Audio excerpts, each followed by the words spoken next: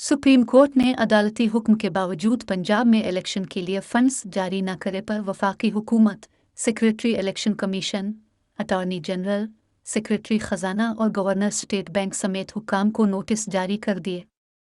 निजी टीवी डान न्यूज़ के मुताबिक सुप्रीम कोर्ट ने नोटिस में अदालती हुक्म न मानने पर तंबीह भी की। अदालत उज़्मा ने कहा है कि अदालती हुक्म उदूली के नताइज कानून में वाज़ेह हैं। चीफ जस्टिस पाकिस्तान उमर अता बिंदियाल ने तमाम अफसरान को 14 अप्रैल को तलब कर लिया है। सुप्रीम कोर्ट ने गवर्नर स्टेट बैंक को दस्तयाब वसाइल की तफसीलात साथ लाने की हिदायत की है। सेक्रेटरी खजाना को भी रिकॉर्ड पेश करने का हुक्म दिया है। जारी करदा अदालती नोटिस में कहा गया है कि इलेक्शन कमीशन की रिपोर्ट के मुताबिक वफाकी हुकूमत ने फ़ंड फराहम नहीं किए। इलेक्शन के लिए फ़ंड्स की फराहमी तौहीन अदालत से ज़्यादा अहम है। बताया जाए सुप्रीम कोर्ट के अहकामात पर अमल क्यों नहीं किया गया। अदालती अहकामात पर मनोअन अमल दरामद यकीनी बनाया जाए।